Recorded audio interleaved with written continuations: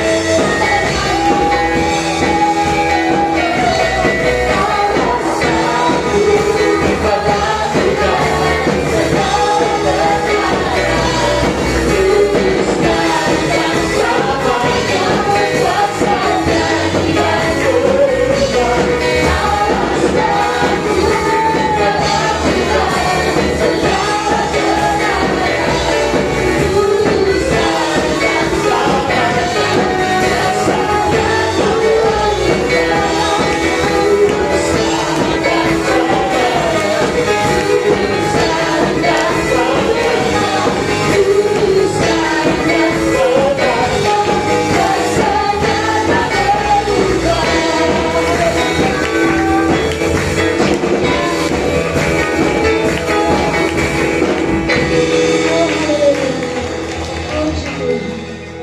Amin. Puji Tuhan. Silakan duduk. Mari kita persiapkan persembahan kita. Kami mengundang petugas boleh maju ke depan.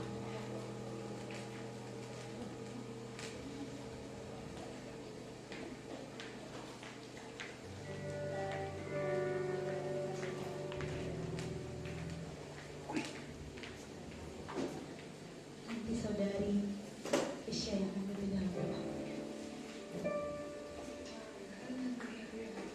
Tuhan Allah kita kami yang baik yang bertata atas surga dan seluruh bumi, kami mengucap syukur Tuhan untuk berkat-Mu sore malam hari ini, di mana kami dapat berkumpul di rumah-Mu untuk memuji membesarkan nama-Mu.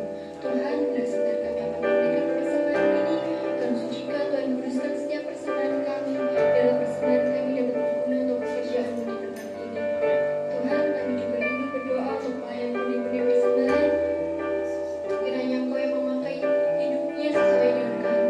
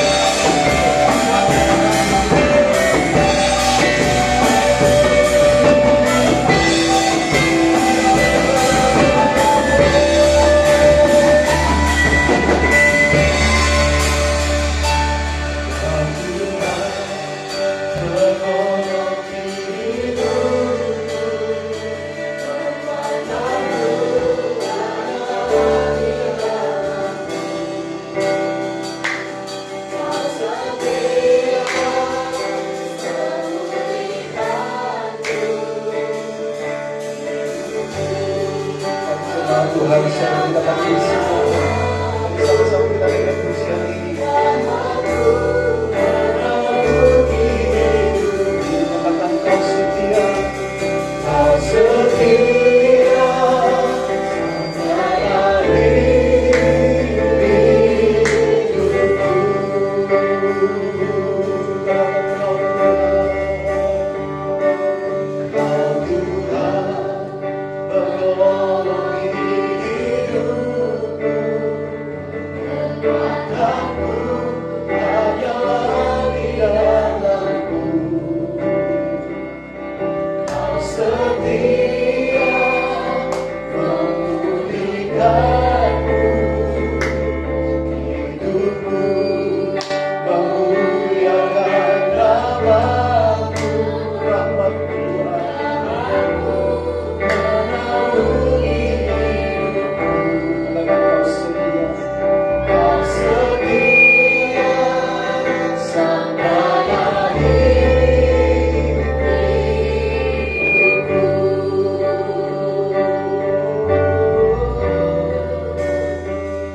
Kau setia sampai akhir hidup. Sekali lagi katakan, kau setia sampai akhir hidupku Tuhan.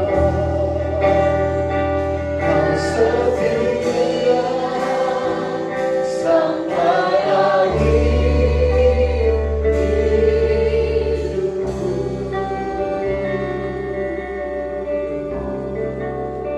Terima kasih Tuhan. Haleluya. Ini janji-Mu Tuhan yang kami pegang teguh, bahwa Kau Allah yang tetap setia, yang tak pernah tinggalkan kami. Bahkan sekalipun segala sesuatu yang ada di sekitar kami bergoncang, tapi kasih setia Tuhan selalu melingkupi kehidupan kami. Rahmat-Mu selalu menaungi kehidupan kami. Dan kami mau terus tetap hidup di dalam janji firman-Mu Tuhan. Terima kasih Tuhan buat saat ini yang boleh diberikan lagi kesempatan untuk kami datang bersekutu, memuji, menyembah-Mu. Bahkan terlebih sebentar kami akan menikmati berkat lewat firman-Mu Tuhan. Engkau berfirman bagi kami semua malam hari ini. Engkau rapikan di hamba-Mu Tuhan. Jadikan kami saluran berkat-Mu, sehingga kuasa-Mu Tuhan boleh terjadi dan kami boleh nikmati dalam kehidupan kami. Karena firman-Mu selalu membawa dan menuntun hidup kami ke dalam segala kehendak-Mu Tuhan. Terpujilah nama-Mu Yesus. Kami siap untuk mendengarkan firman-Mu. Urapi kami hamba-Mu Tuhan. Urapi kami semua umat-umat-Mu yang mendengar, sehingga perhatian kami hanya tertuju kepada kebenaran-Mu, sehingga kami semakin mengerti, memahami segala kehendak-Mu Tuhan dalam hidup kami. Kami berdoa ucap syukur, kami berdoa dalam nama Tuhan Yesus Kristus. Haleluya. Amin. Puji Tuhan. Silakan duduk semua.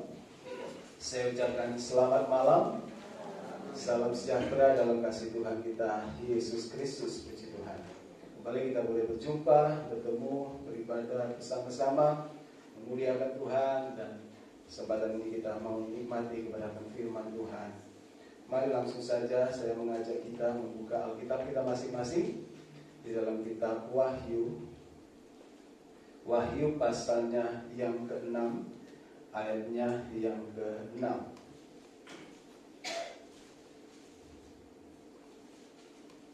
Seri ini kita akan membaca ayat secara bersama-sama dan kita akan mulai pada hitungan yang ketiga.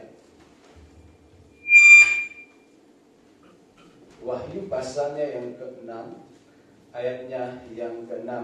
Kita mulai pada hitungan yang ketiga dengan suara yang nyaring. 2, 3. Dan aku mendengar seperti ada suara di tengah-tengah keempat makhluk itu berkata, secumpak gandum sedinar dan 3 cumpak jelai sedinar, tetapi janganlah rusakkan minyak dan anggur itu. Puji Tuhan.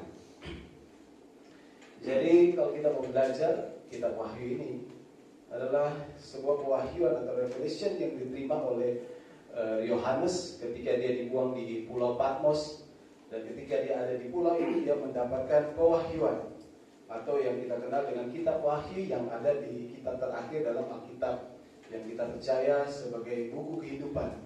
Jadi kita lihat di dalam kitab Wahyu ini banyak peristiwa-peristiwa yang akan terjadi di akhir zaman yang sudah diberitahu kepada Yohanes dalam sebuah wahyu.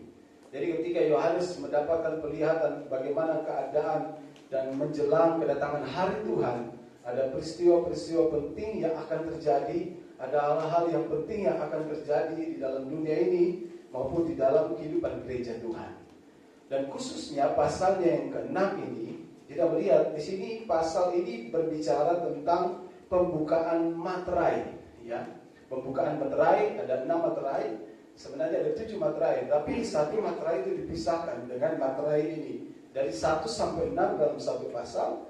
Kemudian pasal yang ke-7 kalau kita melihat belum disampaikan tentang pembukaan materai, tetapi ada pemeteraian gereja Tuhan atau gereja yang sempurna. Di situ di mana Tuhan akan mengadakan pemisahan antara gereja yang sempurna dan gereja yang tidak sempurna. Kalau dalam kitab Matius kita belajar tentang gadis yang bijaksana dan gadis yang bodoh. Kemudian sebelum masuk pembukaan materai yang ke-7, firman Tuhan berkata di sana terjadi sunyi senyap di sorga. Dan peristiwa itulah terjadi perkawinan antara gereja dan Kristus. Nah, kita belajar di sini tentang pembukaan materai ini, dan materai yang ke-3 tentang bagaimana Yohanes mendengar ada sebuah suara. Jadi ketika pembukaan materai ini, satu materai dibuka, ada sebuah kuda yang berjalan, dan setiap kuda ini bukan membayangkan, tapi membawa sebuah hal yang terjadi di muka bumi ini. Jadi ketika materai yang pertama, materai yang kedua, materai yang ketiga sampai materai yang ke-6, ya kita tahu dalam kitab Wahyu, selain ada pembukaan 7 materai, ada penipuan 7 sangkakala, ada pencurahan 7 cawan murka Allah. Nah, kita lihat. Tapi bagaimana gereja atau kondisi gereja yang berada saat-saat ini atau hari-hari ini? Ya, kita sedang berada dalam pembukaan materai-materai ini. Karena ketika pembukaan cawan murka Allah itu gereja sudah disingkirkan. Sehingga ketika aniaya atau masa aniaya besar atau masa antikris berkuasa selama 3,5 tahun, gereja sudah disingkirkan. Kalau saudara baca dalam kitab Wahyu pasal 12, itu dalam Wahyu pasal 12, di sana dikatakan seorang wanita yang berdiri di atas, yang bermahkotakan matahari, berdiri di atas bulan, dan berkatakan 12 bintang. Itu bicara tentang gereja yang sempurna tadi. Jadi sebelum menikah, dimeteraikan dulu, dipisahkan dulu, kemudian masuk di dalam masa penyingkiran. Nah, ketika masa penyingkiran datang, 3,5 tahun firman Tuhan berkata, dalam kitab Wahyu pasal 12, kalau kita lihat Wahyu pasal 12, misalnya dikatakan wanita itu dalam ayatnya yang ke-6. Coba kita lihat Wahyu pasal 12 ayat 6. Saya nggak terlalu jelas membaca sini biar lewat media ini tadi. Ayat 6, perempuan itu lari ke padang gurun. Inilah gereja yang sempurna. Tadi setelah dipisahkan, setelah diputarkan, di mana telah disediakan suatu tempat baginya oleh Allah, supaya ia dipelihara di situ apa? 1260 hari, 3,5 tahun. Inilah selama masa aniaya antikris berkuasa. Jadi nggak usah saudara takut kalau kita menjadi gereja yang dewasa, gereja yang sempurna, gereja yang dipisahkan. Karena di akhir zaman akan ada pemisahan. Bagaikan Allah akan memisahkan kambing dan domba, ya kan? Allah akan memisahkan gadis yang bijaksana dengan gadis yang bodoh. Allah akan memisahkan antara hamba yang baik dan hamba yang tidak baik.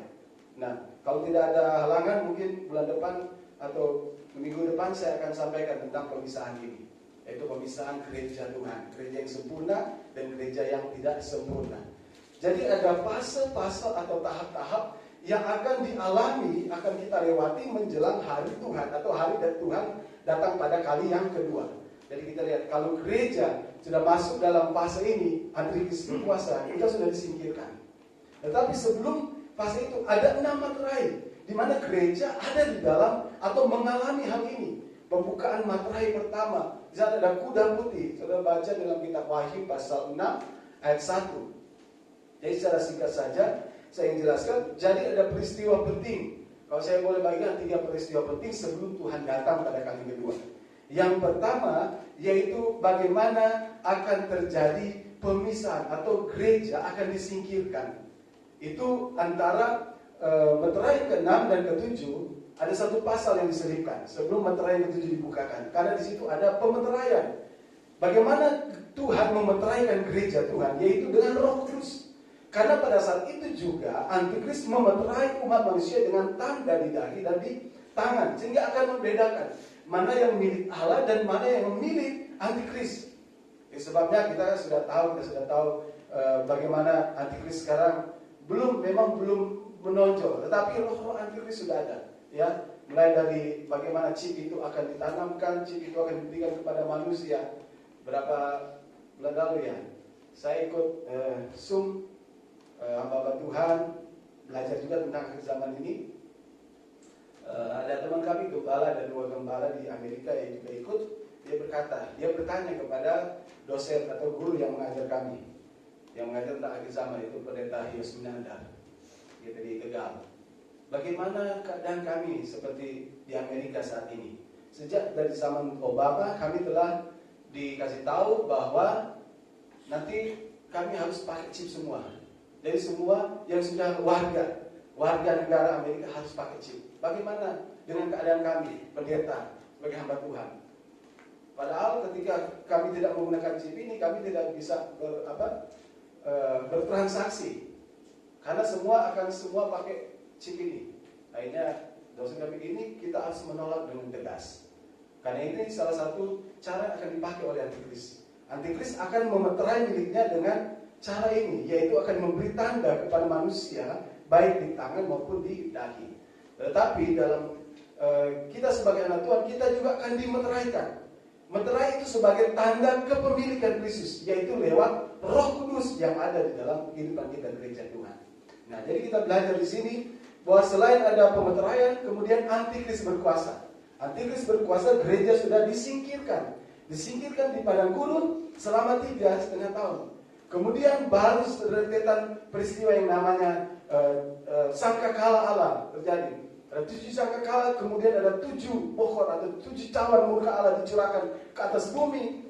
Kemudian baru masuk 1000 tahun damai. 1000 tahun damai, kenapa disebut 1000 tahun damai? Karena pada waktu itu iblis sudah diikat, tapi belum dihukum. Iblis sudah diikat, itu 1000 tahun damai. Selesai 1000 tahun damai, barulah Tuhan datang pada kali kedua. Dan firman Tuhan berkata di sana, maka orang-orang mati akan dibangkitkan. Kita yang hidup pada saat itu, kita akan diubahkan. Dan kita akan menyongsong Allah di angkasa. Baru iblis dihukum. Nah, sekarang gereja ada di saat di mata meterai-meterai ini dibukakan.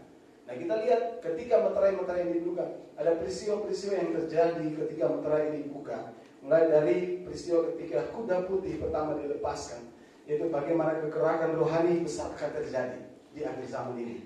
Mulai dari ketika Yesus mati di atas kayu salib, dia mati, dia bangkit pada kali kedua, dan terjadi kegerakan hari Pentakosta. Ini bicara tentang sebuah kegerakan. Firman Tuhan berkata dalam Wahyu 6 ayat 1, coba kita baca. Wahyu 6:1. Kuda putih, di mana dia berjalan dari kemenangan kepada kemenangan. Ini bicara tentang sebuah peperangan rohani, bicara tentang kegerakan rohani, kebangunan rohani yang diawali dengan kematian, kebangkitan Tuhan, sampai pencurahan Roh Kudus ketika murid-murid di kamar yang dipenuhkan dengan Roh Kudus. Nah, itu terus berjalan. Jadi ketika meterai pertama dibuka dan meterai kedua dibuka, dia akan selalu berjalan beriringan. Jadi bukan berarti selesai meterai pertama, meterai kedua terus meterai bersatu berhenti, enggak. Tapi ini akan berjalan seiringan. Ya, pembukaan meterai-meterai ini demikian juga dengan pembukaan pencurahan penutupan sangkakala. Kita lihat firman Tuhan berkata, aku melihat anak domba itu membuka meterai pertama dan 7 meterai itu, dan aku mendengar yang pertama dan keempat makhluk itu berkata dengan suara bagaikan bunyi gurun, mari. Ayat yang kedua. Dan aku lihat sesungguhnya ada seekor kuda putih dan orang yang menungganginya memegang sebuah panah dan kepalanya dikaruniakan sebuah mahkota, lalu ia maju sebagai pemenang untuk merebut kemenangan. Dia menang atas dosa, Yesus menang atas dosa sehingga kemenangan, sehingga mulai terjadi kegerakan rohani. Dan ini akan terus bergerak sampai seluruh materai ini dibukakan. Ayat yang ketiga, kita lanjut ini dengan cepat saja. Dan ketika anak domba itu membuka meterai yang kedua, aku mendengar makhluk yang kedua berkata, mari. Kita lihat ayat 4. Dan majulah seekor kuda lain. Ini kita lihat, seekor kuda merah padam, dan orang yang menungganginya dikaruniakan kuasa untuk apa? Mengambil damai sejahtera dari atas bumi sehingga mereka saling membunuh dan kepadanya dikaruniakan sebilah pedang yang besar. Jadi kuda yang kedua ini yaitu kuda merah padang ini bicara tentang peperangan. Ya, kita lihat ketika perjanjian perdamaian dunia itu dicabut, terjadi peperangan dunia pertama, peperangan dunia kedua. Firman Tuhan berkata, jadi kuda merah padang ini bicara tentang peperangan yang mulai terjadi di muka bumi ini. Sehingga kuasa ini, materai ini memberikan kuasa kepada kekuatan itu untuk mengambil damai sejahtera di atas bumi, yaitu lewat peperangan. Sehingga mereka akan saling membunuh, dan kepadanya dikaruniai sebilah pedang yang besar. Kita lihat, artinya apa? Peperangan yang terjadi sampai saat ini. Sehingga ada orang yang berprediksi bahwa tahun 2000 ini akan pecah perang dunia ketiga. Ya kan? Itu prediksi manusia, jadi kita tidak tahu. Karena ini akan berjalan terus. Ya, perang dunia sudah kalau saudara rajin baca media sosial, ya kan? Ini Amerika sama ini akan pecah perang dunia yang ketiga. Ini peperangan. Kemudian gereja masih ada, ya kan? Ayat yang kelima. Dan ketika anak domba itu membuka meterai yang ketiga, aku mendengar makhluk yang ketiga berkata, mari, dan aku melihat sesungguhnya ada seekor kuda hitam, dan orang yang menungganginya memegang sebuah timbangan di tangannya. Ayat yang ke-6. Dan aku mendengar seperti suara di tengah keempat makhluk itu berkata, secupak gandum sedinar, dan 3 cupak jelai sedinar. Jadi yang ketiga ini, firman Tuhan berkata, kuda hitam yang berjalan yang dilepaskan adalah kuasa yang mengganggu keadaan ekonomi. Sehingga kita lihat keadaan ekonomi hari-hari ini semakin hari semakin sulit. Bahkan sampai satu saat firman Tuhan berkata, secupak gandum sedinar dan 3 cupak jelai itu sedinar. Jadi 1 dinar itu adalah satu harga dari upah orang Yahudi yang bekerja dalam 1 hari. Jadi mereka mencari untuk makan 1 hari. Sampai seperti itu, saudara. Keadaan ekonomi yang rusak, keadaan ekonomi yang tidak menentu. Terjadi krisis ekonomi, bukan hanya terkonsentrasi pada satu negara atau satu bagian, tapi menyeluruh sampai keadaan ini terus berjalan. Ya, jadi kuda ini terus berjalan sambil beriringan nanti sebentar. Bagaimana terjadi peperangan, di lain sisi terjadi masa resesi ekonomi sampai ayat yang ke-7. Saya perhatikan ayat yang ke-7. Nah, kita sekarang sudah ada sampai pada masa-masa ini. Dan ketika anak domba itu membuka meterai yang keempat, aku mendengar suara makhluk yang keempat berkata, mari, ayat yang ke-8.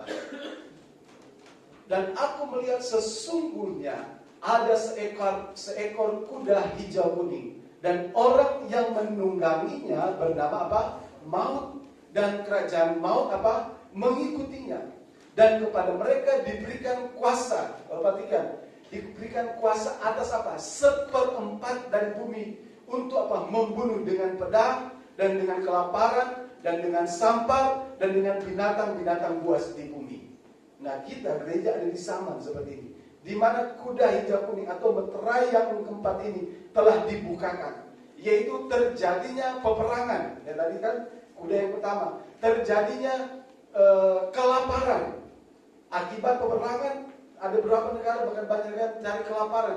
Terjadinya Pandemi. Di sini dipakai kata penyakit sampar. Kalau dalam bahasa Inggris dipakai pandemik. Pandemik artinya sebuah penyakit menular yang tidak memiliki obat. Itu namanya pandemi. Nah, ini yang kita lihat hari-hari, yaitu penyakit sampar. Dan dengan binatang-binatang buas yang di bumi. Jadi jangan saudara bayangkan binatang buas ini akan timbul mungkin dinosaurus. Enggak. Ini bicara tentang pemimpin-pemimpin dunia yang berkuasa. Yang akan berkuasa. Mereka akan berkuasa bagaikan binatang buas. Pokoknya yang lemah dihajar sama mereka. Nah, ini binatang-binatang buas yang di bumi. Dan firman Tuhan berkata, 1/4 penduduk bumi itu akan mati dengan peristiwa-peristiwa ini. Gereja masih ada di dalam, masih ada di bumi. Sampai di meterai yang keempat, gereja masih ada di bumi. Tapi yang luar biasanya, ayat yang ke-6 tidak balik. Ayat yang ke-6. Soal perhatikan ayat yang ke-6. Ketika segala peristiwa terjadi, ya, ini memang sudah di sekitar kita. Karena memang kita hidup di akhir zaman. Segala peristiwa itu memang terjadi. Pembukaan meterai sampai meterai yang ke-5, sampai meterai yang ke-6. sampai materai ke-6 itu bicara tentang gempa bumi yang dahsyat. Sekarang kita masih ada merasakan gempa bumi yang kecil-kecil. Sampai materai ke-6 bicara tentang gempa bumi yang dahsyat. Tapi gereja masih ada di sana. Nanti ketika menjelang pembukaan materai ke-7, ada mulai masa apa? Pemeteraian gereja. Gereja mulai dipisahkan antara gereja yang sempurna dan gereja yang tidak sempurna.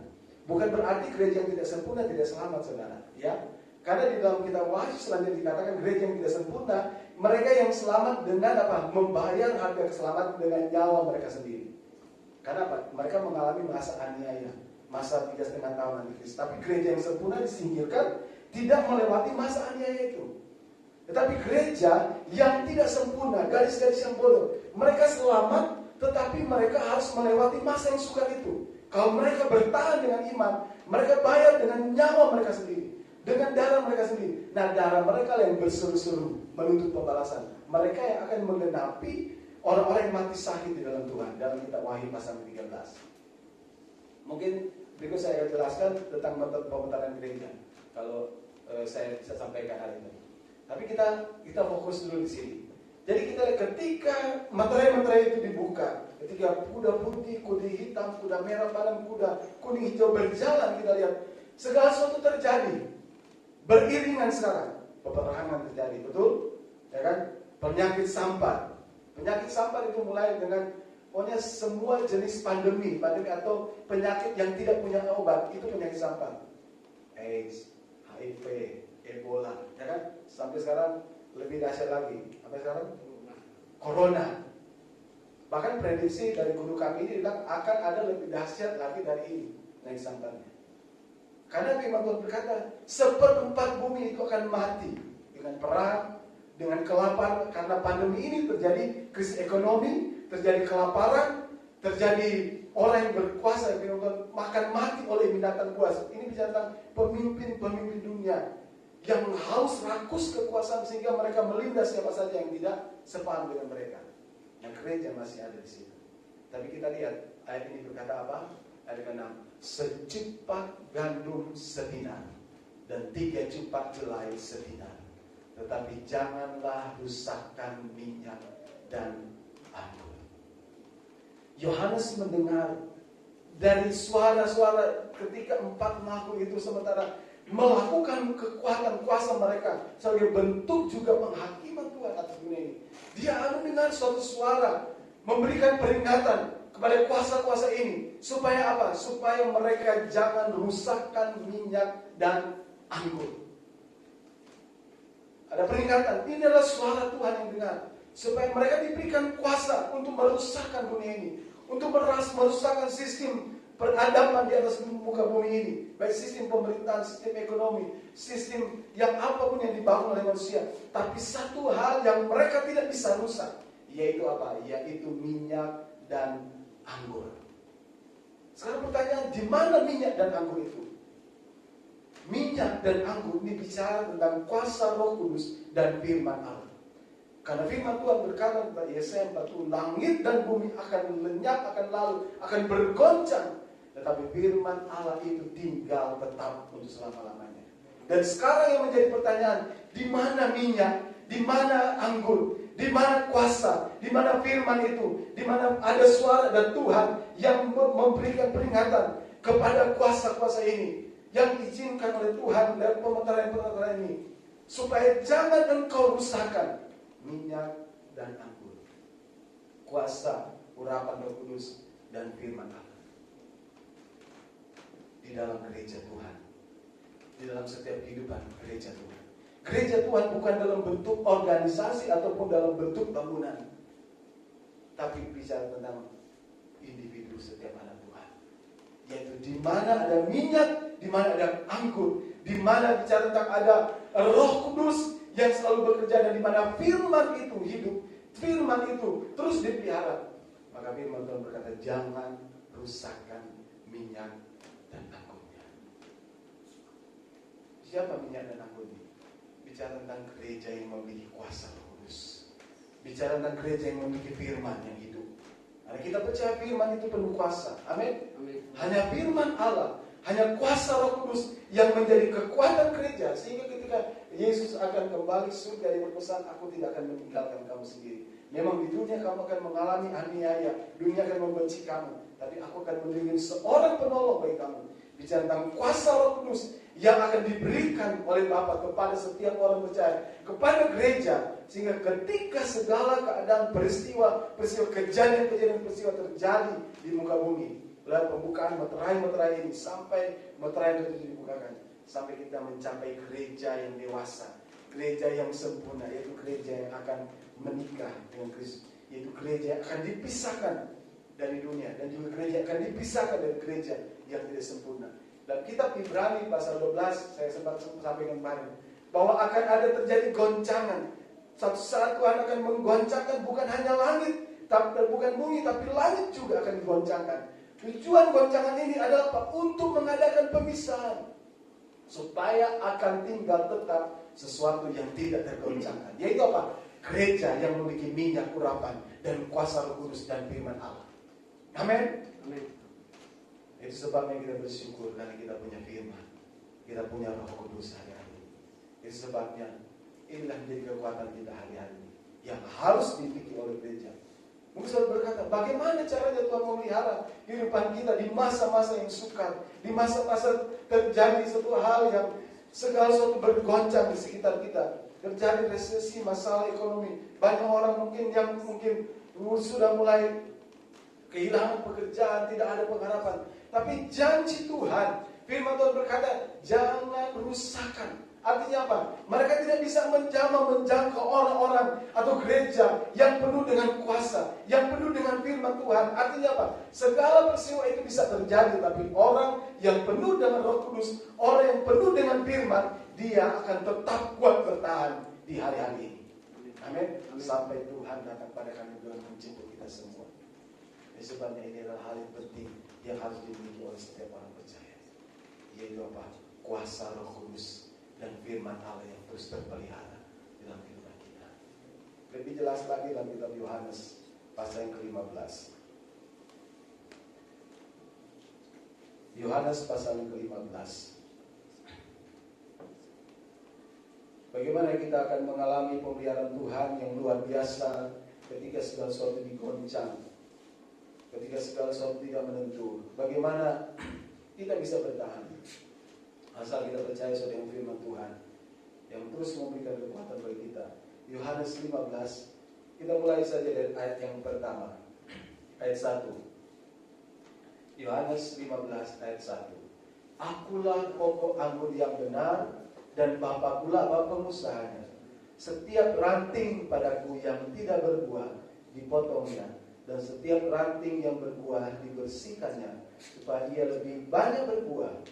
Kamu memang sudah bersih karena firman yang telah kukatakan kepadamu. Tinggallah di dalam aku dan aku di dalam kamu.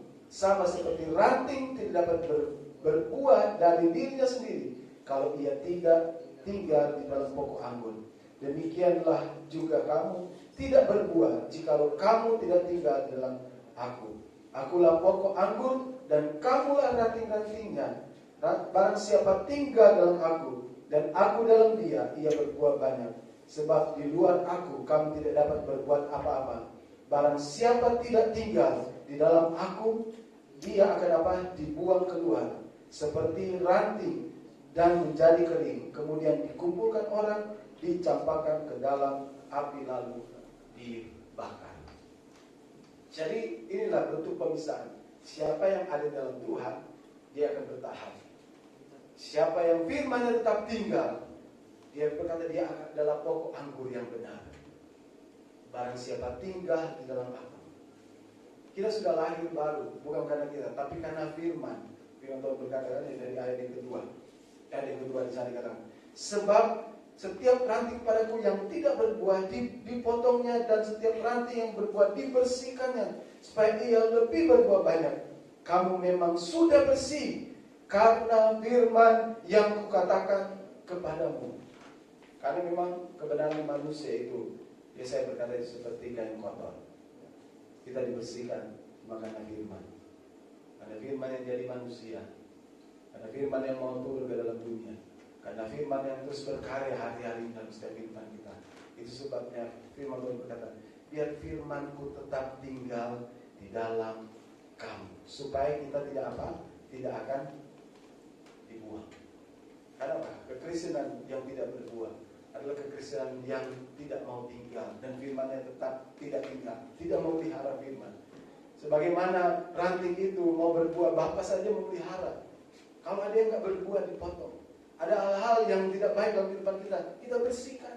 Kita keluarkan supaya kehidupan kita benar-benar firman itu menghasilkan buah. Firman itu tinggal dan kita pelihara. Tidak terjadi kebocoran dalam kehidupan kita. Sehingga kita menjadi orang Kristen yang benar-benar kuat hari-hari ini. Bahkan ketika saat-saat ini mungkin, ya kan, karena pandemi. Sehingga dengan segala bentuk upaya pemerintah menghindari perkumpulan, penularan, mencegah, sehingga sampai ibadah dibatasi. Tapi jangan sampai kita kehilangan keselamatan cuma karena kita sudah tidak pernah lagi ibadah. Mungkin ada yang di rumah, oke lah kalau mereka berkata ibadah, mereka bisa menjaga iman mereka. Tapi kita yang sudah dengan sungguh-sungguh datang beribadah, kita lakukan dengan setia. Karena kita mau supaya firman itu terus tinggal dalam kehidupan kita. Amin. Kita mau menjaga supaya Roh Kudus. Nah, orang yang santai hari-hari ini, orang yang mau tidak sungguh-sungguh hari-hari ini. Karena salah satu bukti orang yang firmannya tidak tinggal, kehidupan orang yang tidak mau lahir baru, orang yang tidak berbuah, mereka tidak memiliki gairah untuk selalu bersekutu dengan Tuhan. Kalaupun datang ke gereja, datang ibadah, firman Tuhan berkata kita Matius, mereka hanya menjalankan perintah manusia. Sia-sia mereka berseru kepadaku, tapi hati mereka jauh daripadaku. Artinya apa? Tidak ada firman yang tinggal dalam hati mereka. Kita lakukan ibadah, kita berdoa, kita bersekutu dengan gairah yang luar biasa untuk Tuhan. Karena firman yang kita lakukan. Amin.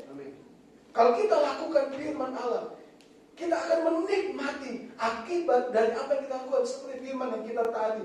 Semua itu pasti ada balasannya, saudara. Bahkan terlebih di masa-masa yang suka seperti ini. Yang kita lakukan firman Allah, kita bersekutu dengan sungguh-sungguh. Kita semakin hidup dalam firman, kita semakin menjaga hubungan kita, kita semakin minta supaya Roh Kudus terus tinggal dalam kehidupan kita. Karena tugas Roh Kudus diam dalam gereja, setiap kehidupan orang percaya, untuk menjaga kita, menghibur kita, memberikan kita kekuatan, untuk menjaga kita dari segala hal yang terjadi di tengah dunia ini, memberikan kekuatan bagi kita. Tapi gereja juga punya peranan, punya tugas untuk menjaga supaya Roh Kudus tetap tinggal, yaitu apa? Dengan selalu membersihkan firman. Dengan cara apa? Memelihara firman. Memelihara firman artinya apa? Melakukan dengan setia. Maka firman Tuhan berkata, kita akan dipelihara oleh Tuhan. Ketaatan kita, cara kita menghargai Tuhan, dan kita selalu setia melakukan perintah dan firman Tuhan, maka itu menjadi jaminan pemeliharaan.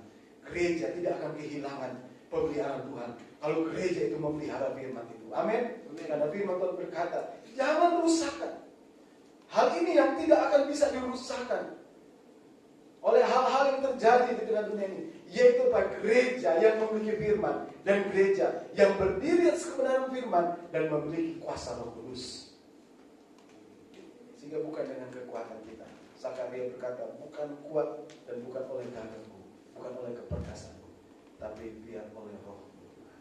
Hadapi segala suatu situasi sekarang dengan selalu mengandalkan kuasa Roh Kudus. Amin. Saya percaya Roh Kudus masih ada dan Dia berkarya di tengah-tengah kita. Tapi mari kita selalu menjaga hati, kehidupan kita, biar firman Allah. Kenapa? Roh Kudus hanya memampukan kita untuk selalu melakukan apa yang menjadi kehendak Tuhan. Sehingga firman Tuhan berkata dalam Yohanes pasal 15 ayat yang ke-7, ayat yang ke-7, Yohanes 15 ayat yang ke-7. Jikalau kamu tinggal di dalam aku dan firman-Ku tinggal di dalam kamu, mintalah apa saja yang kamu kehendaki, kamu akan menerimanya. Luar biasa. Artinya apa? Doa kita itu pasti dengar dan jawab oleh Tuhan. Tetapi saya percaya orang yang dewasa rohani, orang yang sudah benar-benar lahir baru, orang yang ciptaan baru, orang yang benar-benar firman-Nya terus tinggal, memelihara firman, doanya itu sudah tidak macam-macam, saudara. Ya, seperti yang saya katakan tadi pagi, doa orang yang sudah benar-benar hidup dalam pemeliharaan Tuhan, dalam firman Tuhan, firman-Nya tetap teguh. Doanya nggak macam-macam. Nanti saya nggak mau sombongan diri. Saya setiap pagi bangun berdoa baik bersama sini maupun dengan keluarga. Saya doanya nggak macam-macam. Doa saya adalah apa? Tuhan, berikan kemampuan bagi saya untuk bisa melakukan kehendak-Mu.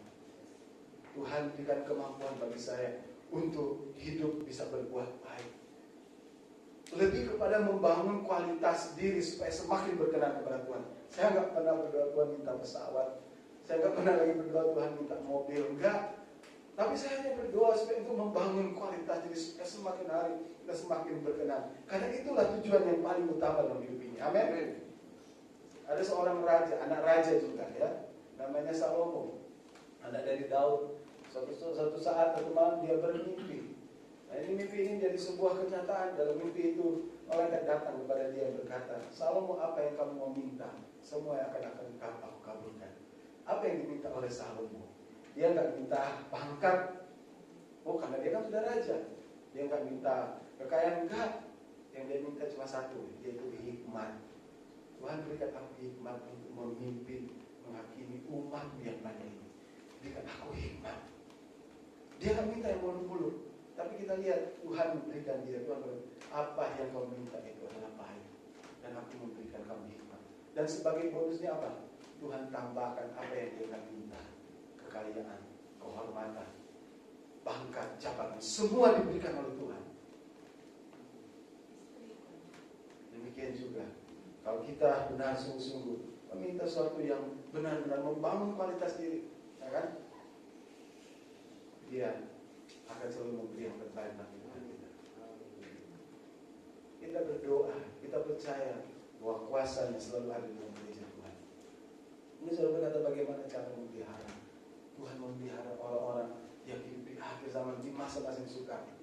Kalau ingat bangsa Israel, ya, ketika bangsa Israel dalam perjalanan menuju ke tanah Kanaan, di padang gurun saja Tuhan bisa kirim makanan, saudara.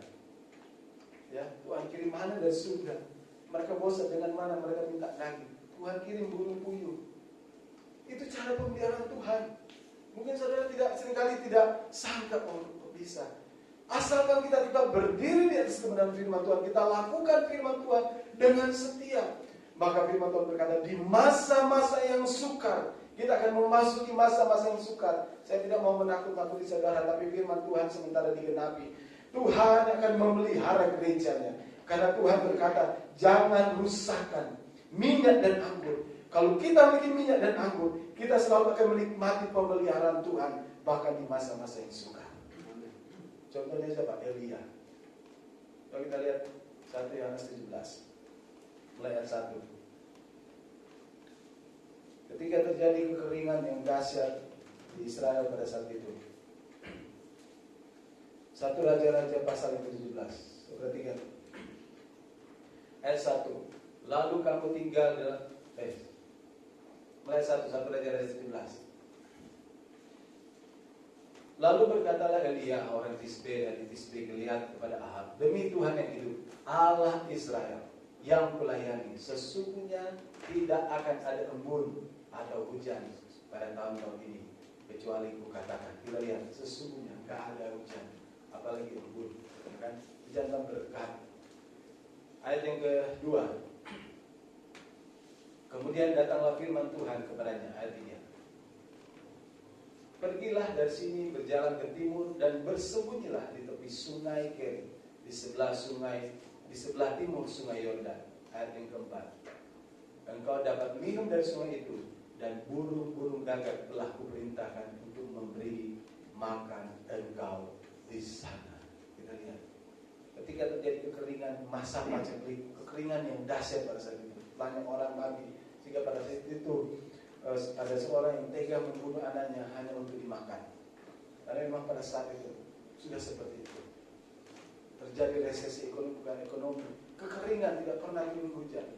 Tetapi kita lihat Elia pada saat itu tetap dipelihara oleh Tuhan dengan cara yang ajaib. Tuhan cuma suruh perintahkan, pergi engkau ke sungai, bersembunyi di sana, tetap kamu akan saya pelihara. Bagaimana? Mungkin dia berpikir, bagaimana saya bisa dipelihara oleh Tuhan? Tuhan bisa pakai burung gagak untuk mengirim makanan setiap hari kepada Elia. firman Tuhan. Dia Tuhan bisa perintahkan burung gagak. Kenapa? Karena berkat itu Tuhan perintahkan kepada setiap orang percaya. Amin. Tuhan berkat itu ada yang ngatur, saudara. Berkat itu ada yang suruh. Kalau Tuhan gak suruh berkat itu, gak akan pernah datang kepada kita. Kalau kita diberkati karena Tuhan yang suruh orang untuk memberkati kita. Mungkin ada burung gagak yang Tuhan kirim untuk memberkati kita. Apalagi mungkin saudara berkata, ini kan pengalaman hamba Tuhan. Ya kami banyak pengalaman ya sebagai hamba Tuhan, nikmati pemeliharaan Tuhan. Memang berganti sebenarnya. Banyak cara Tuhan pakai untuk apa? Memberkati kami. Bahkan ada orang-orang yang tidak kami kenal, gak pernah kami kenal, yang belum kami tahu. Bisa saja. Saya apakah ini berkat nyasar? Enggak. Karena Tuhan bisa pakai cara seperti Tuhan memelihara Elia di masa-masa yang sukar. Burung gagak Tuhan perintahkan untuk memberi makan engkau. Artinya apa? Tuhan yang bisa memelihara kita di masa-masa yang sukar. Ayat kelima. Lalu ia pergi dan melakukan firman seperti firman Tuhan. Kenapa? Karena apa yang dilakukan semua perintah Tuhan. Karena Tuhan yang suruh. Kita lakukan saja apa yang Tuhan suruh. Amin. Tugas kita lakukan firman Tuhan. Pergi melakukan seperti yang firman Tuhan katakan. Maka ia pergi dan diam di tepi sungai Kerit di sebelah timur sungai Yordan. Ayat yang ke-6. Pada waktu pagi, petang, burung gagak membawa roti dan daging kepadanya. Wah, luar biasa. Saya agak bisa bayangkan mungkin, ya, kalau memang sudah masa-masa yang seperti kalau kita hamba Tuhan dikirim ke pelosok manapun. Ada kesaksian teman saya, isi saya seangkatan dengan saya tempat partai, dia hidup di Pelaman, Papua ya. Wah, dia sampai menginjil, dia sebelum kawin dia sudah merintis di sana. Sampai kawin dengan pekerja di Tondano waktu itu, dia bawa ke sana. Sampai anak yang pertama, kedua, empat anaknya ya, tiga anaknya. Setiap hari dia bawa masuk ke luar hutan di Papua, saudara. Tapi dia menikmati mujizat Tuhan, pemberian Tuhan sampai saat ini. Wah, dia bisa bangun gereja yang besar, yang bukan besar, yang bagus, yang pantas, yang layak. Tapi kesaksiannya luar biasa. Luar biasa. Cara Tuhan memelihara hamba-hamba Tuhan, anak-anak Tuhan. Musa berkata, oh ini kan hamba Tuhan. Pastilah pasti itu. Saudara lihat ayat selanjutnya, mulai ayat ke-10. Kita lihat, Elia dipelihara, Tuhan pakai burung gagak. Tapi saudara lihat ayat 10. Sesudah itu ia bersiap lalu pergi ke Sarfat. Nah, masa-masa paceklik cara Tuhan unik. Sekarang Tuhan beritakan, lihat kamu pergi ke Sarfat. Di sana ada seorang ibu janda yang akan memelihara engkau. Mungkin dalam hati lihat, kok gak ada yang lain Tuhan. Kemarin dipelihara oleh burung gagak. Kok sekarang saya seorang janda, bukan janda kaya. Ini janda miskin lagi. Setelah itu dia sampai ke pintu gerbang itu, tampaklah di sana di kota Sarfat mungkin banyak orang, mungkin ada orang yang mampu lah, orang apa. Kok Tuhan pakai seorang janda di Sarfat? Nah, Tuhan yang mengajarkan siapapun yang melakukan firman, dia pasti akan dipelihara oleh Tuhan. Sampai di pintu gerbang kota itu, tampak di sana seorang janda sedang mengumpulkan kayu api. Ia berseru kepada perempuan itu, katanya, cobalah ambil bagiku sedikit air dalam kendi supaya aku minum. Ayat yang ke-11. Ketika perempuan itu pergi mengambilnya, ia berseru lagi, cobalah ambil juga bagiku sepotong roti. Mungkin bagi seorang janda ini orang kurang ajar. Baru ketemu, belum sempat kenalan, nggak kenal dari mana, udah minta macam-macam. Ayat yang ke-12. Tadi minta air, sekarang minta roti. Perempuan itu menjawab, demi Tuhan alam yang hidup, sesungguhnya tidak ada roti padaku. Padahal Tuhan yang suruh. Nanti janda itu pasti akan kasih makan engkau dengan roti. Janda bilang, gak ada roti padaku sedikit pun, kecuali cuma ini segenggam tepung dalam tempayan dan sedikit minyak dalam buli-buli. Dan sekarang aku sedang mengumpulkan 2-3 potong kayu api, kemudian aku mau pulang dan mengolahnya bagiku dan bagi anakku. Setelah kami makannya, maka kami akan mati. Artinya setelah mereka makan, sudah habis persediaan makanannya, bekal mereka sudah habis. Karena masa kekeringan pada saat itu, mereka tinggal menunggu mati. Tapi ayat 13, Firman berkata, tapi Elia berkata kepadanya, janganlah takut. Oh, luar biasa. Di masa-masa yang seperti ini, kalau saudara mendengar kata seperti ini sebagai kesegaran bagi jiwa, oh janganlah takut. Pulanglah, buatlah seperti yang kau katakan. tetapi buatlah dahulu bagiku sepotong roti bundar kecil daripadanya dan bawalah kepadaku, kemudian barulah kau buat bagimu dan bagi anakmu. Ayat 14. Kita lihat apa yang dilakukan. Sebab beginilah firman Tuhan. Ini firman Tuhan yang dilakukan oleh wanita yang diperintahkan oleh Elia. Tuhan Allah Israel, tepung dalam tempayan itu tidak akan habis, dan minyak dalam buli-buli itu pun tidak akan berkurang sampai pada waktu Tuhan memberikan hujan ke atas bumi. Ayat 14. Dia tak menunda-nunda, dia tak banyak basa-basi, tak banyak tawar-menawar. Dia langsung pergi melakukan seperti perintah Elia. Demikian juga ketika kita mau melakukan firman, jangan tawar-menawar, jangan lihat untung ruginya kan. Saya ke gereja rugi enggak? Saya berdoa rugi enggak? Saya melakukan firman. Kalau kita melakukan firman, lakukan dengan setia. Amin. Ayat yang ke-15 dihargai. Ayat 15. Lalu pergilah perempuan itu. Dia enggak banyak komplain, tapi dia apa? Dengan itu segera dia melakukan. Dia berbuat. Artinya apa? Melakukan. Inilah orang yang memelihara firman, yang tidak pernah kehilangan firman. Kalau firman selalu kita lakukan, kita pelihara dalam kehidupan kita. Ada suara yang Yohanes dengar. Jangan rusakkan anggur dan minyak. Karena firman itu menjadi jaminan bagi setiap kehidupan kita di hari-hari yang sukar.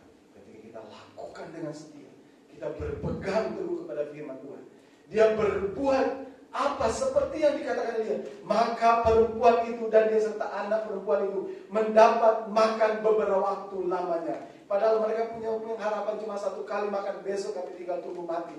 Tapi selama terjadi masa kekeringan, saya tidak tahu apakah 2 tahun, 3 tahun. Saya juga tidak tahu masa-masa seperti yang kita lalui. Tidak tahu sampai seberapa lama. Tapi selama kita hidup di dalam firman Tuhan, firman Tuhan berkata selama itu perempuan itu tidak pernah kekurangan. Setiap kali dia mengambil tepung di dalam tempayan, selalu ada, dia masak. Besok lagi dia ambil lagi, gak pernah habis. Sampai Tuhan mencurahkan berkat. Artinya sampai segala sesuatu itu berlalu. Janji Tuhan itu dengan hati. Amin. Seorang janda yang sederhana, tapi dia melakukan lewat setia apa yang Tuhan beritakan lewat nabinya. Demikian juga dengan kita sebagai anak Tuhan. Di masa-masa yang sukar ini, hanya satu hal yang penting ini yang Tuhan ingatkan. Jangan rusakkan firman dan Roh Kudus, minyak dan anggur yang Tuhan telah berikan di dalam gereja bagi setiap orang percaya. Karena ini yang menjadi jaminan Tuhan memelihara kehidupan kita. Hari-hari ini tidak ada yang terlalu sukar untuk Tuhan kerjakan. Mungkin kelihatan bagi manusia terlalu sukar. Wah, pekerjaannya ini hari-hari ini. Saya banyak dengar kesaksian dari jemaat maupun dari teman-teman kami yang akan Tuhan. Wah, banyak yang mengeluh, tapi percaya. Karena memang di masa-masa ini firman Allah sebentar dengan nanti. Tapi firman Tuhan orang yang berpegang kepada firman Tuhan, dia akan dipelihara. Ada tantangan memang, ada pergumulan, tapi ingat, jangan rusakkan. Ada suara. Mereka tidak diberi kuasa untuk merusak ini.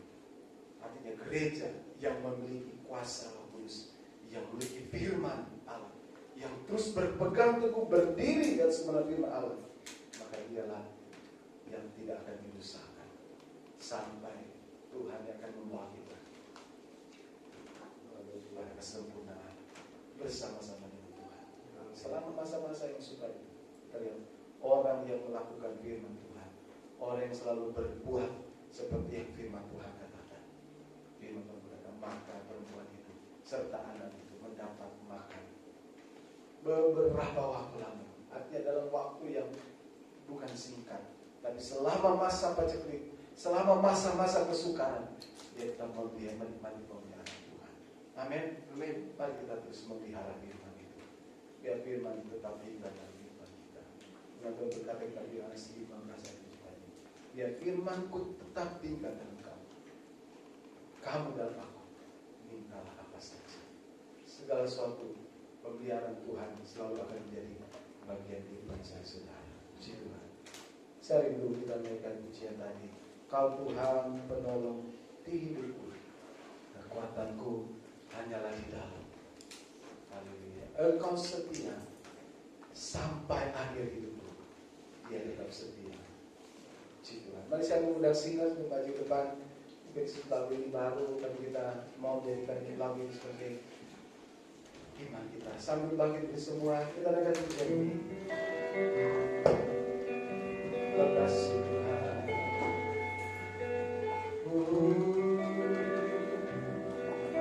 Kita percaya kuasa Roh-Nya ada di tempat ini. Sungguh Engkau tahu ada yang tersembunyi,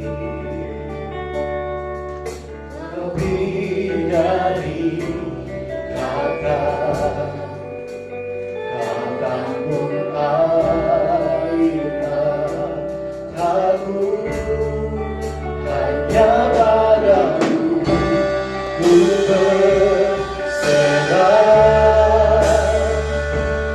Kau Tuhan penolong hidupku, kekuatanku hanya di dalam-Mu. Kau sedia memulihkanku, hidupku memuliakan nama-Mu. Rahmat-Mu menaungi hidupku. Katakan Kau setia sampai akhir hidupku.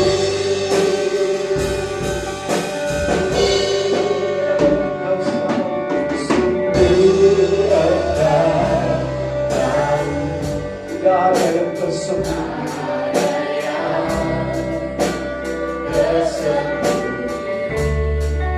lebih dari kata. Kau tampung air mata hati, air mataku hanya padamu. Ku berserah. Tuhan penolong hidupku, kekuatanku hanya di dalam-Mu. Haleluya, Kau setia memulihkanku, hidupku memuliakan nama-Mu. Rahmat-Mu menaungi hidupku. Katakan Kau setia sampai akhir hidupku.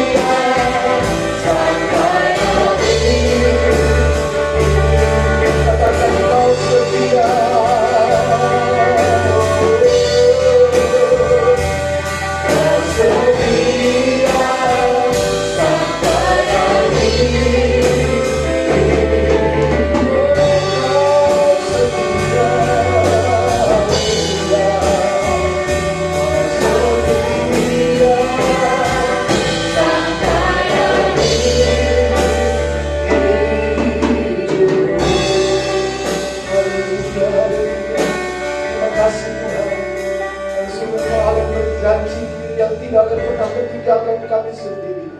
Ya, kami masih ada di tengah dunia ini. Semakin hari kami semakin melihat keadaan situasi yang terjadi di tengah dunia semakin tidak menentu. Tapi Engkau tetap setia. Engkau penolong dalam kehidupan kami. Kami hidup dalam rahmat-Mu Tuhan. Dan Engkau setia sampai akhir hidup kami. Dan kami mau tetap sama Tuhan. Kami mau tetap sama, mau setia memelihara firman-Mu dalam kehidupan kami. Dan terus Tuhan hidup dalam kuasa Roh Kudus-Mu. Biar kuasa Roh Kudus-Mu selalu menaungi kami, memenuhi kami, melingkupi kami setiap saat. Dan kami mau terus berjalan bersama dengan kuasa-Mu Tuhan. Terima kasih Tuhan, meterangkan firman-Mu di dalam setiap kehidupan kami. Dan biar kita firman-Mu terus tergenapi dalam kehidupan kami. Terpujilah nama-Mu Tuhan. Kami terima berkat firman Tuhan malam hari ini. Dalam nama Yesus. Haleluya. Amin.